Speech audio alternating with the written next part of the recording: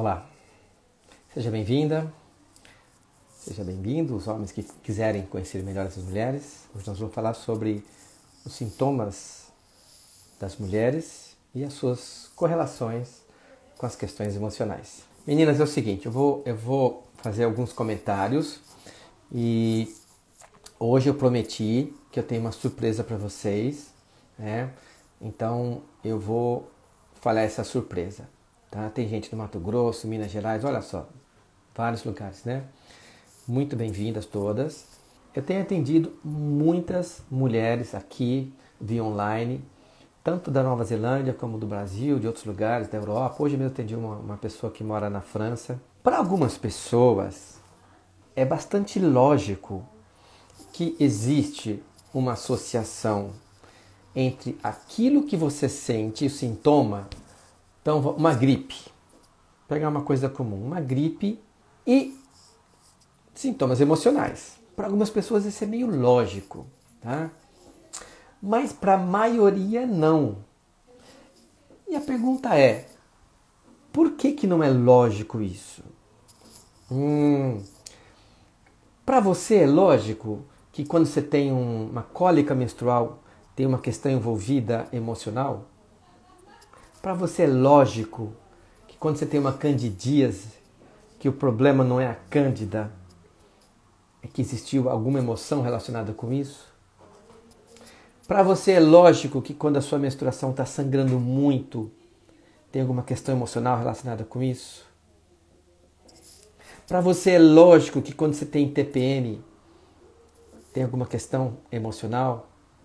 Para você é lógico que quando você tem uma síndrome de ovário policístico, né, tem algumas questões emocionais envolvidas nisso? É lógico? Responde para mim. Quando você tem uma ovulação dolorosa, isso é lógico? Que tem emoção relacionada com isso? Ou você pensa na ovulação dolorosa? Você pensa na candidíase, lá aquele bichinho lá dentro te infernizando, né? Acabando com a paciência. Então, deixa eu ver as respostas aqui. Ah lá, sim, faz sentido. Elisângela, faz sentido, mas você já é, vamos dizer, trabalhada, né? Sistemicamente falando. O corpo é emoção, muito bom. Então, ok. Até porque nós temos um corpo emocional, nós temos 3 corpos, no meu entendimento, tá? Renata, sim, obrigado. Então veja, nós temos o corpo físico, que é biológico, é matéria, de diversos constituintes, tem água, tem osso, tem músculo, tem tudo, né? Nós temos o corpo emocional, tá? E nós temos um corpo mental, tá? Então esses 3 corpos, eles habitam no mesmo lugar e eles estão ligados entre si por cordões de relacionamento. Então, tudo que afeta o corpo físico, se você tem uma dor, você pisa num graveto, num caco de vidro, corta o pé, aquela dor afeta a emoção? Sim. Você tem uma emoção, afeta o corpo físico? Sim. Caminho de 2 vias. Nossa, acho que está falando de mim, mas nunca pensei sobre isso. É, Sandrinha, tá aí, né? Tá aí. Faz muito sentido. Sim, emoções não liberadas se manifestam em forma das doenças. Aprendi com você. É isso aí, né? Agora veja. Vamos lá, no corpo tem nossa memória emocional. Então veja. Tá aí, quem mais? Aprendi assim assistindo suas lives. Obrigado, Marina. Tem gente... Eu tenho recebido muitas palavras de agradecimento por pessoas que estão tendo uma vida mais saudável por começar a considerar essa hipótese, um pensamento. Então veja, quando você tem, por exemplo, uma enxaqueca, aquilo é infernal. Enxaqueca destrói, tira a sua paz. Você está querendo conversar com as pessoas, jantar, você está querendo sair, passear, vai numa festa, um domingo, você acorda com aquilo ou não consegue dormir. Mas a pergunta é, o que causa uma enxaqueca na parte emocional? Né? Ou na parte estresse? O que causa? Então, é a pergunta que nós temos que fazer para todos todos os sintomas. Então, bruxismo. Bruxismo é apertar os dentes dormindo, é ficar esfregando o dente dormindo, né? Os dentes falam de agressividade. Vamos pegar um exemplo simples, né? Imagine que pelo menos 30% das pessoas que estão nos assistindo têm bruxismo. Aí você fica gastando o dente, né? Então, tem até alguns trechos assim que fala: haverá muito choro e ranger de dentes, né? Que é a mágoa, é ruminar sentimentos, é ficar guardando coisas, principalmente a mágoa e a raiva não exteriorizada, desde a infância. Sintoma de depressão tem tudo a ver com a infância. Então, a depressão, vamos pegar esse ponto, é considerada uma doença? Sim ou não, né? Sim, é uma doença, inclusive com um código reconhecido pela Organização Mundial de Saúde. Aliás, é uma doença muito comum e que as pessoas tentam maquiar. Eu atendi uma paciente que tomou antidepressivo durante 5 anos. E ela disse que engravidou, e quando ela engravidou, ela foi indicada parar o antidepressivo. E também porque ela estava amamentando uma outra criança. E ela, amamentando, engravidou, aconselharam parar de... E ela relutou, mas parou. E foi no fundo do poço, né?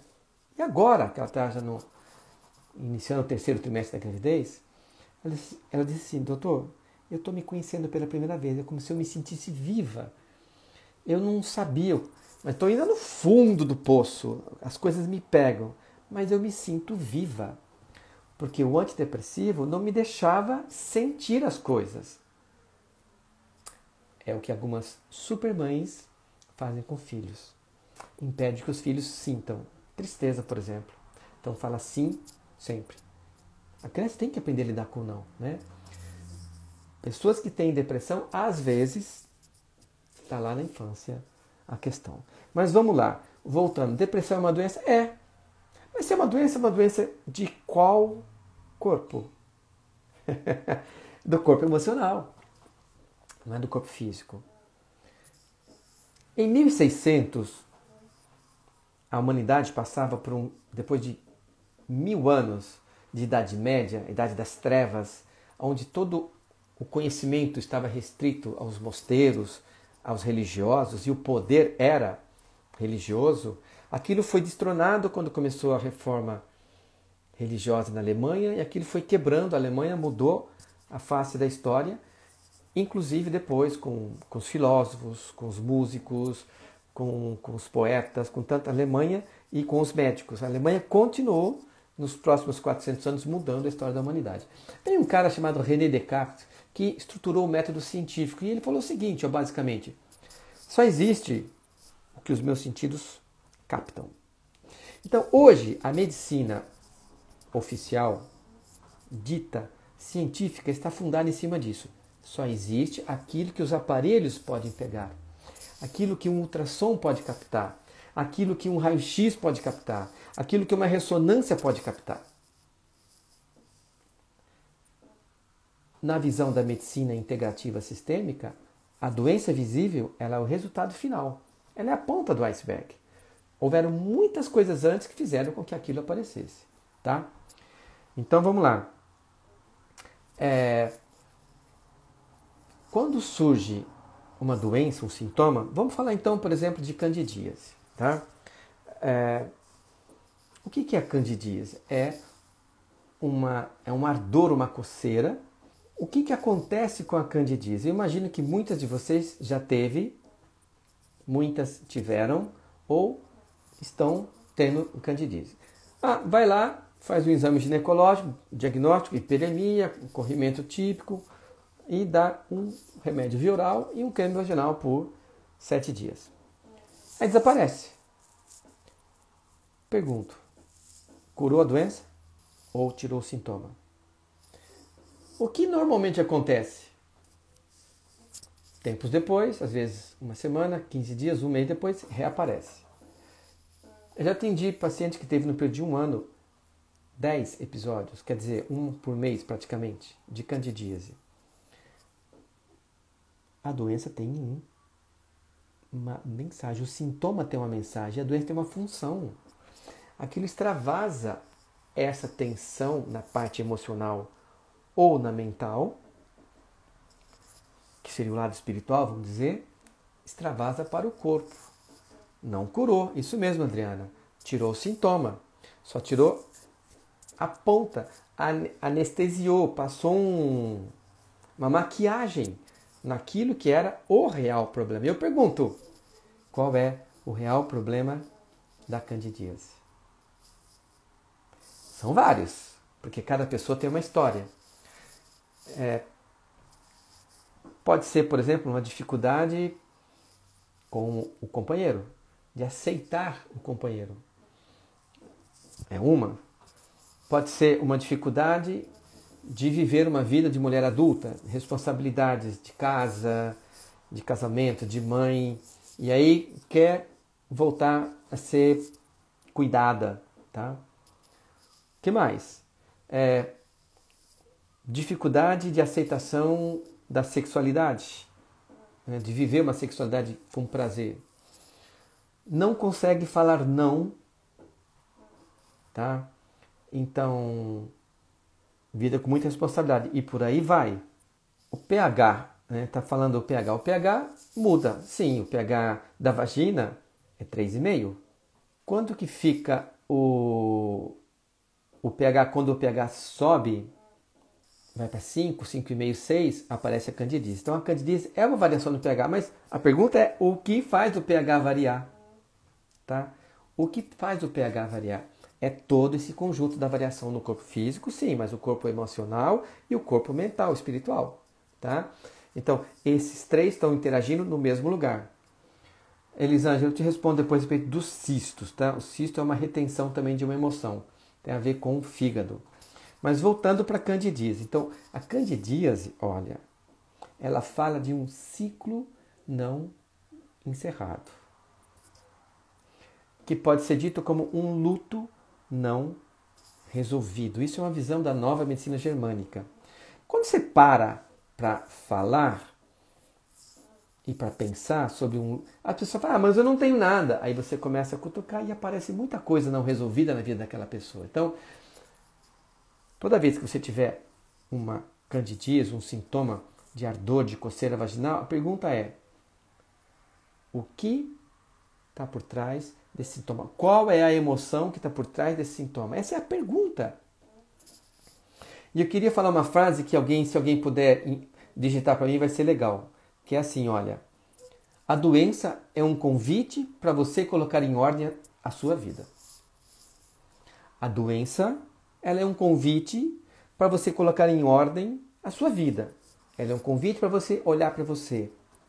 A doença é um convite para você parar e pensar, para você parar e sentir, para você parar e olhar para você. Ter a coragem. A doença é um convite para você colocar em ordem a sua vida. Você tem coragem de parar? Para mim é muito difícil, né? Eu conversei essa semana com uma amiga que a mãe dela morreu. Ela disse, olha, eu vivi o luto, eu parei tudo e fiquei 2 semanas sem trabalhar. Eu falei o seguinte, olha, que privilégio. Eu, quando meu pai morreu, há 2 anos e meio atrás, eu não tive essa coragem de parar tudo. Tá? Então, precisa coragem, parar, entender. E aí, se não, quando a gente não para, vem a doença. Então, a doença ela tem uma função e o sintoma tem uma mensagem. Então, essa é uma outra frase que eu uso muito, eu falo, não sei se alguém já falou, mas se alguém falou, eu acho que não, eu nunca li isso em nenhum lugar, que é: todo sintoma tem uma mensagem e toda doença tem uma função. O terapeuta, seja de qualquer nível de terapia, ele nada mais é do que um tradutor da linguagem que o corpo está falando. Então a pessoa chega lá, tem uma candidíase. Ok, eu vou traduzir para você o que esse sintoma quer falar. A linguagem do sintoma. Né? A linguagem, a significação do sintoma. E aí, a função. A função é fazer a pessoa parar e mudar de vida. A função da doença é a pessoa parar e mudar de atitude, mudar de postura, mudar de um jeito que lida, mas precisa coragem. E a função é difícil de assumir, porque a doença não acontece por acaso. Então, o que acontece? Todo dia nós temos sintomas. Outro dia desse eu estava parado e senti uma dor num ponto do pé, assim, bem no centro do pé, na planta do pé. E logo depois deu um tremor na minha pálpebra esquerda. Tum. E aí a gente sentiu uma pontada aqui no lado. Então, aí eu tenho que saber qual parte, que órgão está relacionado com aquela parte do corpo. Eu sabia que é o rim. Então eu falei, opa, rim direito é alguma coisa de avanço, de luta, o que eu estou fazendo a mais, o que eu estou forçando. Eu já começo, todo sintoma que eu tenho, eu começo a pensar. Cada sinal do meu corpo, localização, sei lá, de esquerdo, direito, eu fico pensando. O que esse sintoma, qual que é a mensagem desse sintoma, qual que é a linguagem que meu corpo está querendo. É isso, é isso. O terapeuta, o corpo, ele fala uma língua. A língua que eu falo é português. Na China se fala o chinês. E o corpo fala o corpês.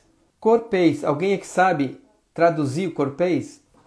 É para isso que eu estudei mais de 40 anos. E é para isso que muitos que estão assistindo aqui, que são terapeutas e que ajudam as pessoas e que querem ir mais longe nisso, precisam se conhecer, se curar, entender a linguagem do seu próprio corpo, entender os sintomas do seu próprio corpo, entender o que as suas doenças estão falando. Na hora que a gente começa a entender melhor a gente mesmo, a gente pode falar para o outro. Então fala assim, olha, eu sei falar português. Eu vim aqui para Nova Zelândia, sabe para quê? Para ter fluência de inglês. E eu tenho uma novidade. Hoje à noite, aqui eu vou fazer meu primeiro grupo de constelação em inglês. Então eu vou conduzir, vou facilitar um grupo de constelação em inglês. Então, missão cumprida. Já tenho feito os atendimentos em inglês. Aquilo que eu vim fazer, então é uma outra língua. Você tem que ficar aqui, viver, sair na rua, conversar, estudar, ver conjugação, ver verbo, ver pronome, ver tudo. Corpês é a mesma coisa, tá? O corpo chora o que a alma não conseguiu resolver. Sônia, é isso. Então, o corpês é a língua que seu corpo fala. Uma lágrima, uma insônia, uma dificuldade digestiva, uma dor que pega só metade da cabeça, uma sinusite, uma rinite, uma asma brônquica, uma alergia de contato, lado esquerdo, direito, qual parte do corpo. É tanta coisa, é tanta coisa. Sabe o que eu fiz? Tem livros, inclusive, sobre isso, né? Tem livros que falam muitas coisas. Então, o que eu fiz? Eu fui acumulando essas leituras e separei tudo isso que eu estou falando aqui agora num curso. Ouvi as perguntas, abordagem do corpês como se com base na medicina germânica. Também, a linguagem, eu junto conceitos da homeopatia, eu estudo homeopatia desde 79, eu estudo conceitos da medicina chinesa, eu estudo medicina chinesa desde 89, e conceitos da nova medicina germânica, que eu estudo faz mais ou menos uns 3 anos, tá? Conceito da abordagem sistêmica, conceitos da constelação familiar sistêmica e conceitos da medicina oficial, né? Por que não? A medicina oficial ela não é desprezível, ela não pode ser desprezada, eu não tenho nada contra. Eu acho que isso amplia. Por isso que eu falo em medicina integrativa. Integração dos conhecimentos, integração das abordagens, integração da emoção com a mente, com o corpo. Então quando você respeita tudo isso, tudo fica fluindo com mais tranquilidade, né?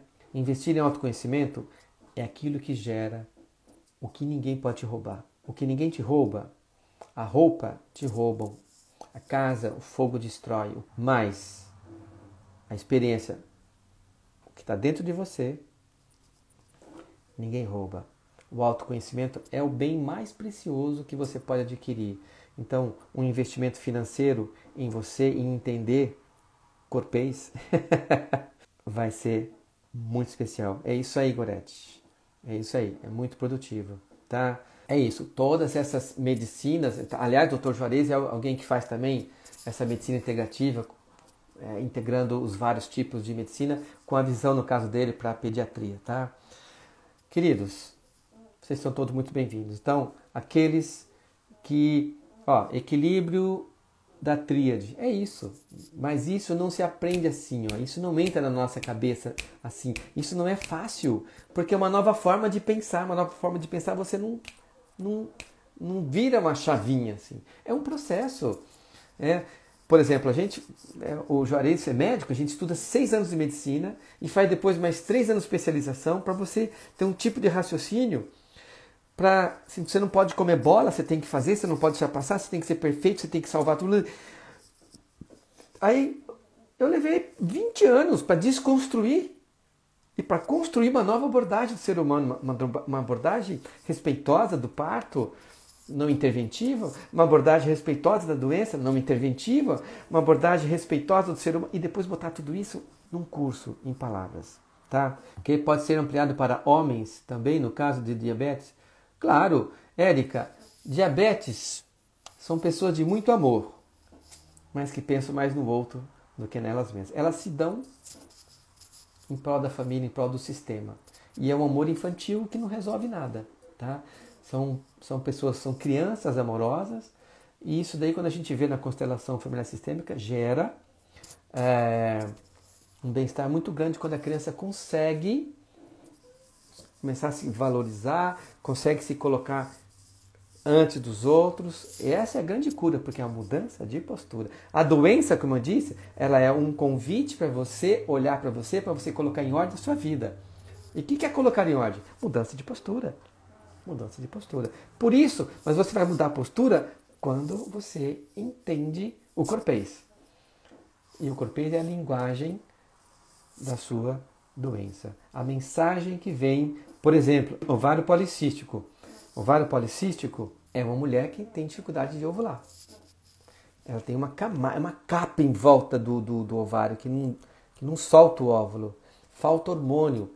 Então ela tem dificuldade de relacionamento com o feminino, ela tem dificuldade de relacionamento com o masculino. Ela não está na plenitude do feminino dela. Tá? Então, esses casos todos, nódulos na garganta da tireoide, um câncer pode ser o quê? Câncer, Andréia, é a pessoa que está desconectada da vida dela e ela precisa levar um tapa na cara para começar a viver, para acordar. E às vezes o câncer faz isso. Então, normalmente, as pessoas que sobrevivem ao câncer, que entendem a linguagem do câncer, acordam para a vida e ficam gratas ao câncer. Porque o câncer fez elas mudar de vida e acordar. Viver a vida. É isso que todos nós precisamos. Acordar para a vida. Mas aí precisa entender a linguagem da doença. Tá? Rim. Cheguei agora. Desculpa se você já falou. Não falei, Isadora. O rim, o centro, é a pilha do corpo humano. E você gasta a pilha com os outros, né? Você pode ter calma, e você é o órgão da segurança, do medo, e aí você acaba imaginando muita coisa, sofrendo por antecipação e não conseguindo viver a vida bem. Fica no medo, fica sempre imaginando uma coisa terrível para frente, né? Falou da endometriose, sim. A endometriose é uma dificuldade, é uma menstruação que não sai, é uma dificuldade, enfim. É uma dificuldade da mulher aceitar a condição de mulher, é a menstruação retrógrada. Se alguém depois tiver alguma dúvida ou quiser um atendimento individual, entre em contato comigo e a gente continua fazendo esses atendimentos online com muito prazer e estou à disposição de vocês. Muito obrigado por quem ficou até aqui comigo até agora. Eu me despeço desejando uma boa noite para vocês e a gente se vê em breve. Então vai ter mais uma live essa semana sobre o coronavírus, já está lá no meu Instagram, dá uma olhadinha, onde eu vou falando com uma infectologista que apareceu já no Fantástico, a doutora Raquel está bastante veiculada nas mídias e televisão, e é uma pessoa de altíssimo gabarito que eu conheço pessoalmente, tem muito conhecimento para falar para vocês sobre o coronavírus. Ok? Forte abraço e até breve.